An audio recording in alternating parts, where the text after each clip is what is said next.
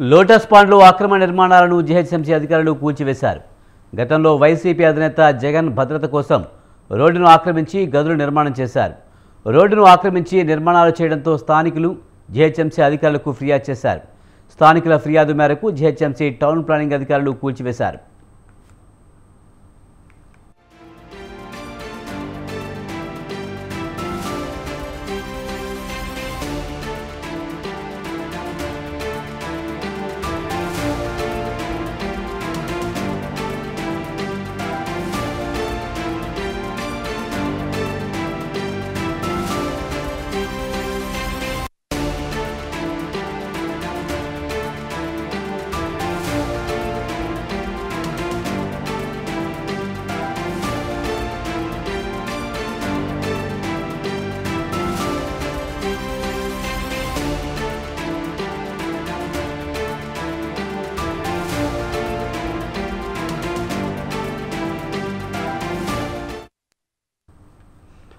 Lotus పాండ్లో అక్రమ నిర్మాణాలను GHMC అధికారులు కూల్చివేశారు.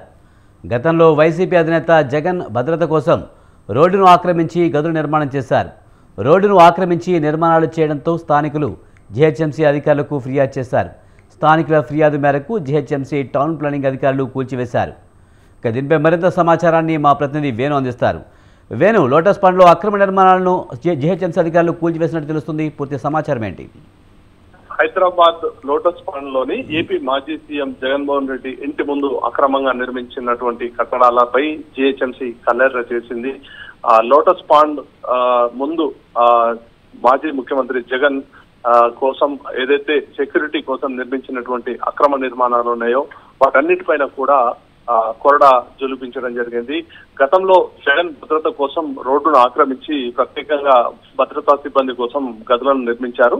అయితే రోడ్డు ఆక్రమించి నిర్మాణాలు చేపట్టడంతో వాటిని జీహెచ్ఎంసీ టౌన్ ప్లానింగ్ సిబ్బంది అధికారులు తొలగిస్తున్నారు. రోడ్డును ఆక్రమించి నిర్మాణం చేపట్టడం వల్ల వాహనదారులు తీవ్ర ఇబ్బందులు ఎదుర్కొంటున్నటువంటి పరిస్థితి ఉందని జీహెచ్ఎంసీకి ఫిర్యాదు రావడంతో పోలీస్ బందోబస్తు మధ్య ఏపీ మాజీ సీఎం జగన్ ఇంటి ముందు అక్రమ నిర్మాణాలను తొలగిస్తున్నారు. మరి ఈ నిర్మాణాలు కూల్చివేతపై వైఎస్ జగన్ కుటుంబీకులు కానీ ఎవరు కానీ స్పందించలేదా వేణు?